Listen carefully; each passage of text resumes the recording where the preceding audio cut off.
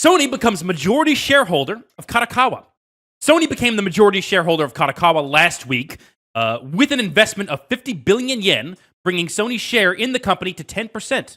A month after KADAKAWA CEO Takeshi Natsuno confirmed rumors that Sony provided a buyout offer for the Japanese media conglomerate, future relations between the two companies have been made more clear. Quote, KADAKAWA and Sony historically have collaborated on various projects and, through this capital and business alliance, intended to further strengthen our collaboration to maximize both companies' IP value globally and facilitate wider and deeper collaboration, such as potential joint investments in the content field, joint discovery of new creators, and joint promotion of further media mixes of both companies' IPs, Sony stated in a December 19th press release. This is a lot better than the alternative of them buying out KADAKAWA, which were the fears. Because, we've seen in recent years a lot of consolidation amongst the gaming industry. And very often that follows layoffs galore and leads more into the direction of monopoly, which, there's a reason why they have laws against it. It's bad for the industry, bad for the economy. And so, while that is better, it's not out of the room. It's not out of the realm of possibility that if this partnership goes really well with whatever it is they got in plan, they could down the line say, well, we're doing so great with being 10% shareholders. What if we're great owning most of the company, like just in bulk? That'd be not good, but we're a little ways off from that. As of now, thank God.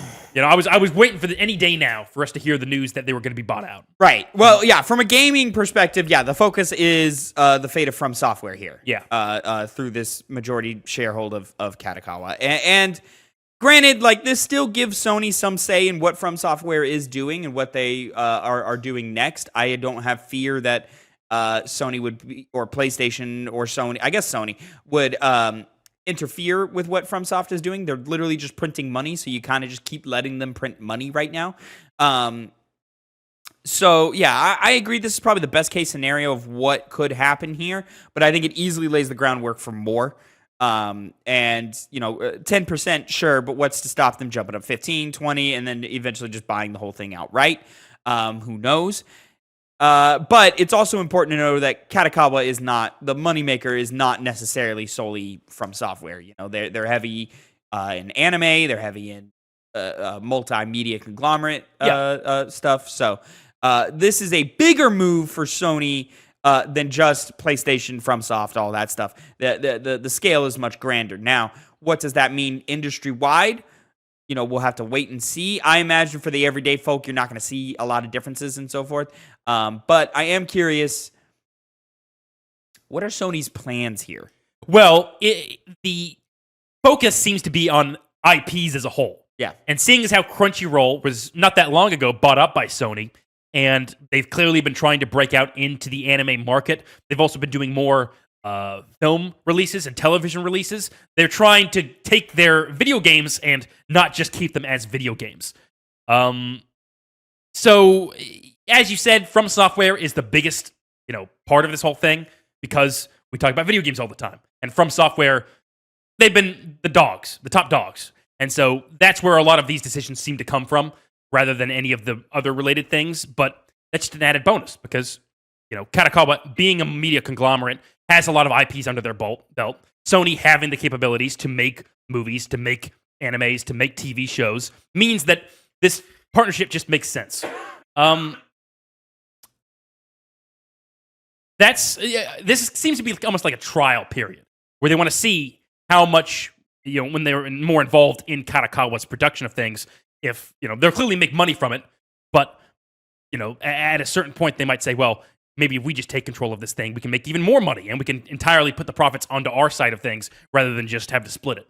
Yeah, I don't know so much about trial period. I think this is just the steps that they have to go through for complete control/acquisition. I mean, this gives them a large amount of control over KADAKAWA. Being your major shareholder is a big deal, especially with companies of these sizes and so forth. So I'm almost curious if Sony have a streaming platform.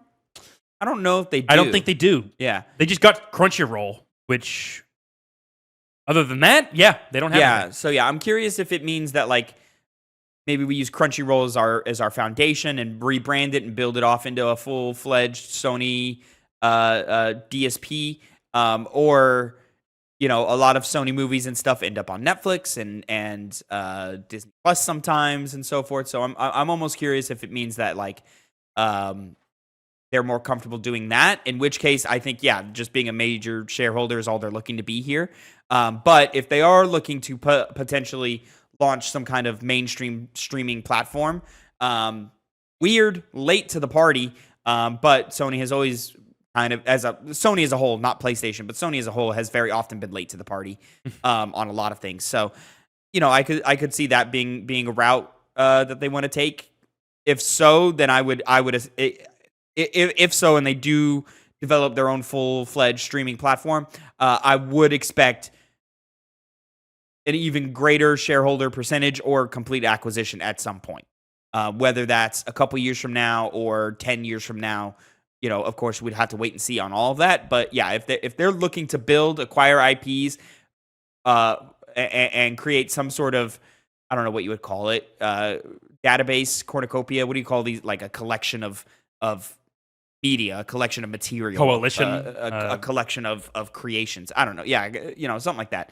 I could definitely see them really wanting to stake their claim. And I mean, like, they have so many IPs under their belt, so many big movies, so many big TV shows and stuff. Like, it's not like a Sony streaming service wouldn't do damage, you know, especially if they can figure out a way to incorporate the PlayStation branch of their subscription service into that and create some sort of their own version of a PlayStation Game Pass type thing.